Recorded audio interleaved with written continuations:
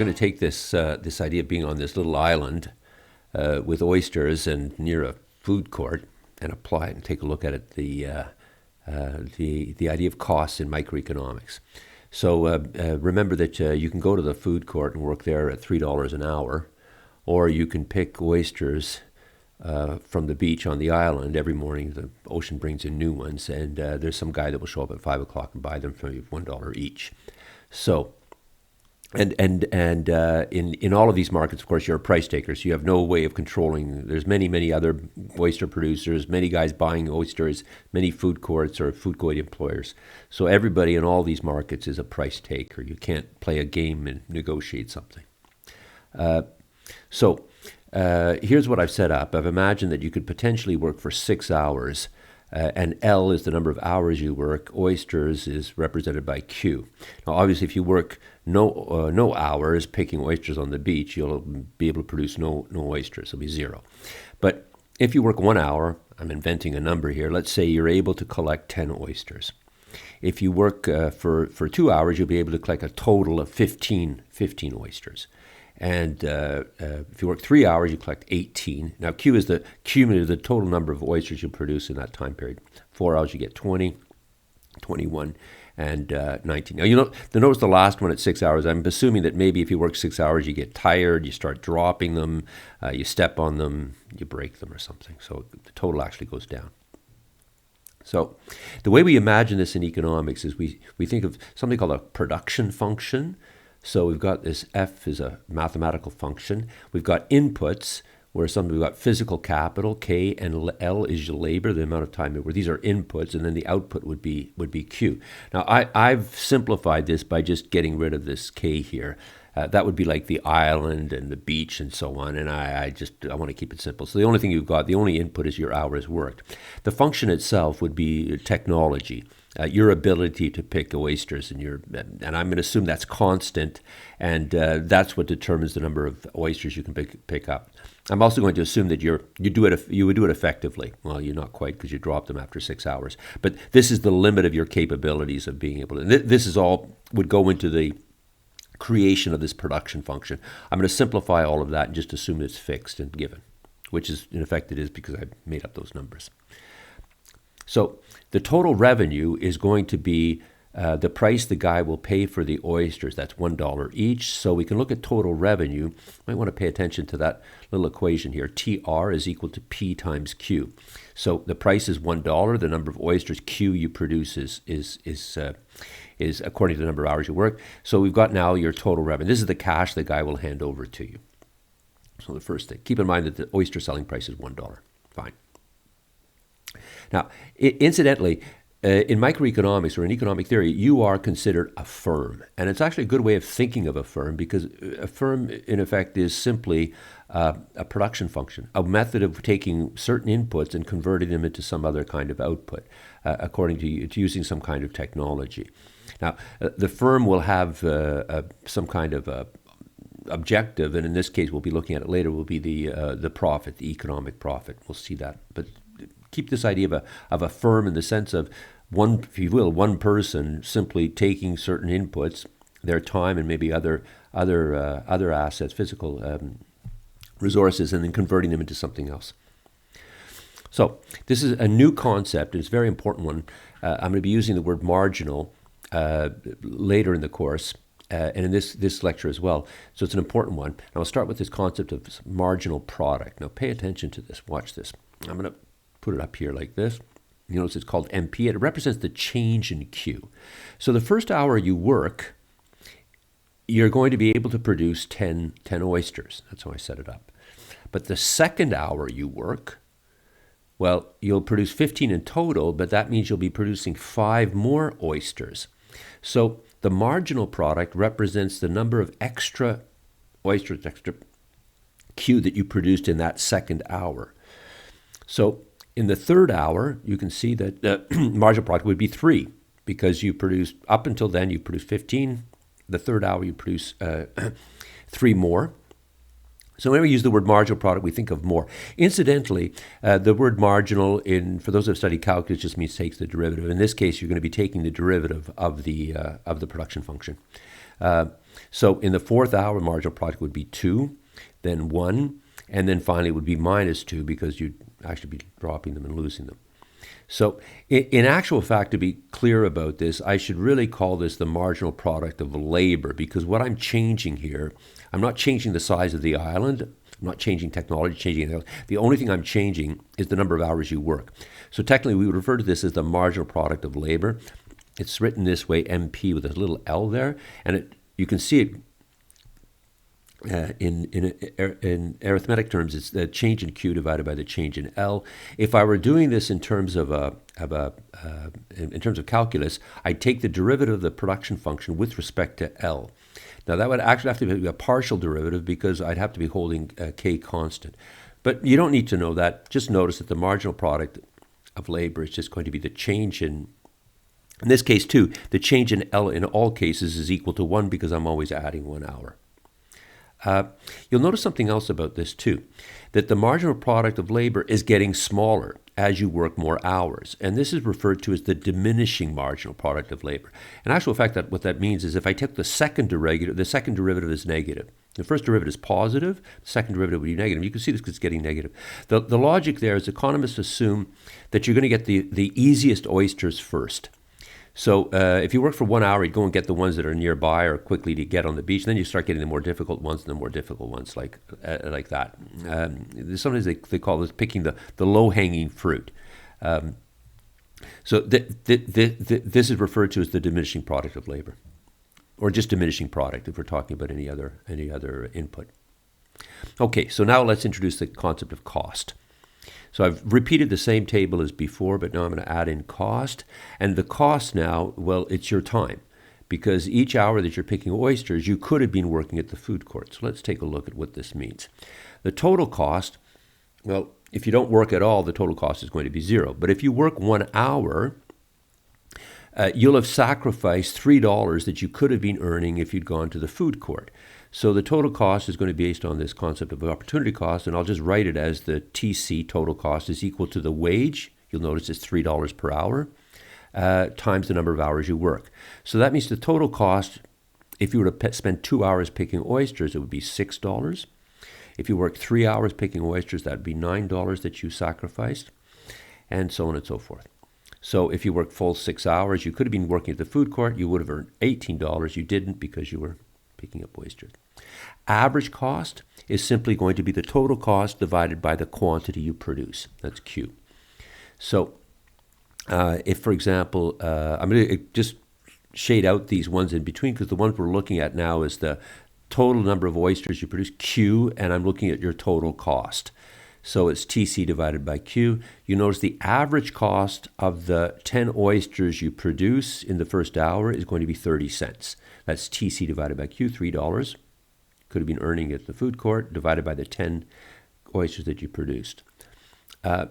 If you were to work for 2 hours, you'd make a total of 15 oysters, in which case your total cost is $6. So $6 divided by 15 gives us, on average, another way to view it is, on average, these 15 oysters cost you 40 cents each to produce. So the average cost is the total cost divided by Q.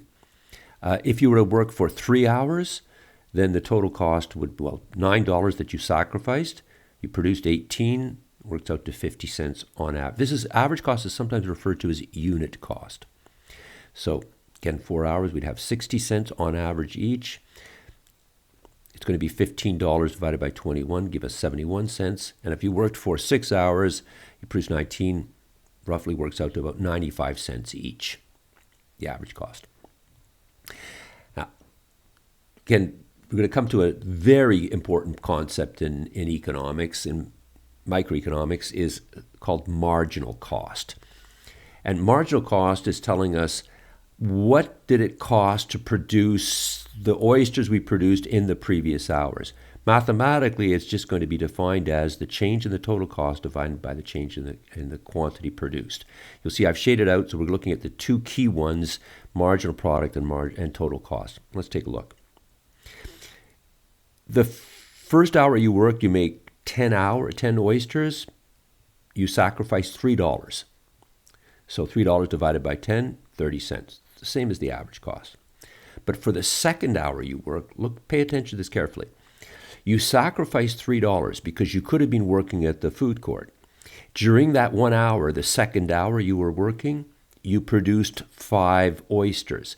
So those 5 oysters, in effect, cost you 60 cents each. This is what we mean by marginal cost. Compare that with the average cost. It's not the same. The average cost is like a running total, a running average, whereas the marginal cost refers only to those specific oysters that you produced in that second hour. In the third hour, you can produce 3 more oysters, and it costs you, well, $3 of your time. So those 3 oysters cost you each $1. This is the marginal cost. The fourth hour, you produce 2 more oysters, $3 of your time. Each one costs you $1.50. If you were to work for that fifth hour, you would find 1 more oyster, $3 of your time. That oyster would cost you $3. This is what we mean by marginal cost. So we can now answer the question, when do you stop producing oysters? When do you stop working on the beach collecting them? Keep in mind, too, that the price of each oyster is $1. If you take a look at this, the first hour you work, you make 10 oysters, they cost you 30 cents each. That's the marginal cost. You can sell them for $1 each. That's a good deal. The price is greater than the marginal cost. $1 is greater than 30 cents. Profitable. Let's take a look at the second hour you work. In the second hour you work, you produce 5 more oysters. The cost of producing each one of them, you notice, I'm not looking at the average cost here. I can just ignore this column. Doesn't matter. The column I'm looking at is the column of marginal cost. They cost me 60 cents to produce each. I can sell them for $1. Price is greater than marginal cost. It's a profitable deal. I'm making money off each one of them. I know that. Do it. If I were to go to 4 hours, well, each of those oysters cost me $1.50 to make. And I'm only selling them for $1. It's not a good deal. Price is lower than the marginal cost. I don't want to do that. So the place I want to stop is when the price is equal to the marginal cost. As you can see, it would be at this position here. The price is equal to the marginal cost. This is going to be the place where I've maximized my profit. Well, not exactly. Let's take a look at this idea. Clearly, though, if we go down here, we're losing money. And in this case here, we're making money, but we haven't gotten all the juice out of the orange. Let's take a look at this. First conclusion, when do you stop picking oysters? Well, in effect, what we're saying, too, is when do you stop picking oysters and go over to work at McDonald's? We have to compare the selling price with the marginal cost. If the price is greater than the marginal cost, keep going. If the price is equal to the marginal, stop. You've maximized the economic profit. If the price is less than the marginal cost, you've gone too far, you're losing money. In this case, the price is equal to $1. Marginal cost, you're going to match up the price with the marginal cost, meaning you're going to keep working until the marginal cost is equal to 1. And in this case, it happens that you'll stop working when you produce 18. Another way of viewing this, by the way, and I haven't done it, but you could, is to look at something called the value marginal product. That would be to take the wage, and it has to equal to the price times the marginal product of labor. This has implications in macroeconomics in terms of the labor market. I'm not going to pursue that here. There's another question interesting as well. It's referred to as separability. Is that we've answered the question of how many hours would you be working to produce oysters. We haven't answered the question of how many hours would you work altogether. And that, of course, would involve the trade-off between having money and your leisure time. But the notion of separability applies here because what we're determining is how many hours would you pick oysters, but that's separate from the question of how many hours would you work in general. And this notion of separability applies often in other economic situations where you can, in effect, take a problem and separate it into two. So I've solved one, optimize it, and then solve the second one separately. Let's take a look now. We haven't done this. Let's calculate how much money you'll be making. So here, I'll repeat the same table as before. We know that you're going to stop here after 3 hours, because that's when the marginal cost is equal to $1. You can control the number of hours you work. So we can see now, I've done the quick calculation. Total revenue, you'll notice this is TR minus total cost. So I'm taking this column here, subtracting out this column here. So 10 minus 3 gives us plus 7. 15 minus 6 is 9. And as you can see, it's the largest possible here. But you'll notice it's the same as if you work after 2 hours. And the reason for that is that, in effect, the third hour you work, the marginal cost is equal to 1, and you sell them for 1. So it's like saying that, well, you don't really make any profit on that third hour. So in theory, you could say you could stop after 2 hours and you're not going to make any extra money in the third hour. Another way of viewing it is the third hour you work picking oysters is identical to the 3 hours, or the hour you spend picking oysters. That third hour is identical to going to work at McDonald's, because you're going to receive the same in the end. What would happen if the price were to increase to $1.50? Let's say the guy showed up one day, and you'll notice here I've changed this. I'm going to keep the wage at $3. So the food court guy is going to pay you the same $3 an hour. But now something happens in the oyster market and they're willing to pay a higher price, $1.50. Well, what would you do then? Well, in this case now, you'd go down to this point here, because this is where the marginal cost is equal to $1.50. You would work for 4 hours, and now you'd be producing 20. So you'd arrive and sell 20. So really all you have to do to determine how much. Notice in this case, I haven't figured out what the economic profit is, but I do know it's going to be maximized, because I'm going to be making money here, making money here, making money here, and at this point here is where in effect, it's going to be the same as if I worked at a food court. There. This good deal would be, all of these 4 would be profitable. This would not be a profitable deal, because they're costing me $3 each to produce. Well, there's only one.